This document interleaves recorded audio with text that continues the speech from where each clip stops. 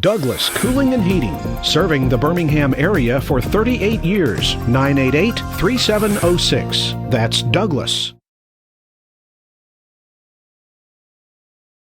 This is your Weather Xtreme video for Wednesday, December the 28th. I'm meteorologist Brian Peterson. Always feel a little creepy sitting in James Spann's seat, but nevertheless, here I am. Little fog this morning, as you can see from the Skycam on Inverness, or out at Inverness, so looking over 280, the fog beginning to dissipate. Thought it might go into a cloud deck, and actually when you look down at Tuscaloosa, it does look like it may go into a brief cloud deck, but it should be dissipating by 9 or 10 o'clock in the morning. No real weather systems that are going to be affecting us for the next few days, so we're going to be rather benign. In the upper atmosphere, there goes our trough in the mid-Atlantic states, taking that weather system out that brought us a couple of days of rain. Here comes another trough, but all that trough is going to do is just bring us a little reinforcing shot of cold air for your Thursday.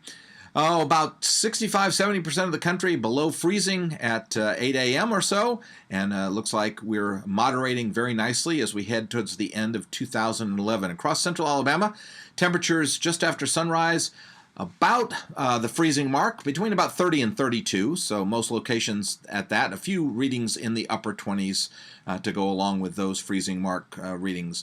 QPF-wise, not expecting a great deal. As a matter of fact, I'm still leaving rain out of the forecast, expecting a dry front. On the morning 06Z GFS model run, there is our look at a high-pressure system affecting us today. So our weather system is off into Canada, the extreme eastern part of Canada. Next system coming in on the northwest coast. So we're in pretty good shape.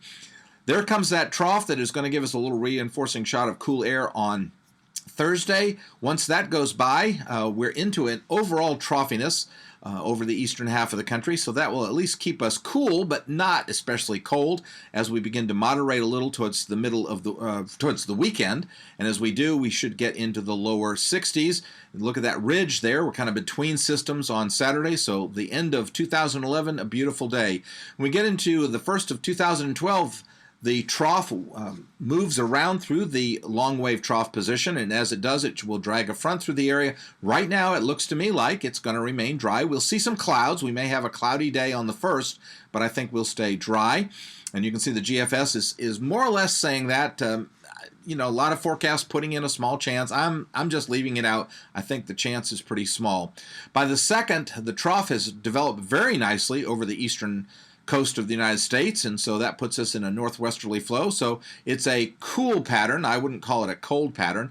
That cool pattern stays with us for Tuesday the 3rd, and then again on Wednesday the 4th, a week from today, we stay in that northwesterly flow. So we'll warm up, but not rapidly or with a great deal. Now, we were watching the development maybe in the long range voodoo country of a winter storm. There's no signs of that right now. We are showing another fairly substantial trough coming through the Great Lakes that could drag a front through our area.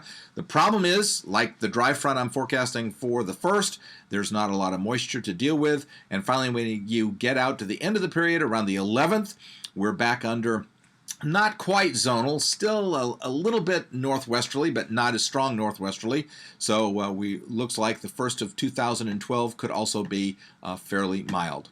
Well, thanks for tuning into the Weather Xtreme video. I expect to have another one posted tomorrow morning around 9 or so, something like that. I'm working for the ABC 3340 crew on doing the morning shift, so whenever I can get a chance to get that final weather done at 7 a.m., I can then work on the blog post.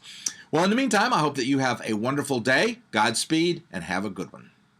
Being Alabama's news leader means digging deeper to get you the facts, working harder so you have all sides of the story, and not being afraid to tell the truth. Every day you award us by making ABC 3340 Alabama's most watched news. And now the Associated Press has named us Alabama's most outstanding news operation. That's 9 times since 1996, more than all other stations combined. And that's 9 more reasons you should trust the news leader. ABC 3340.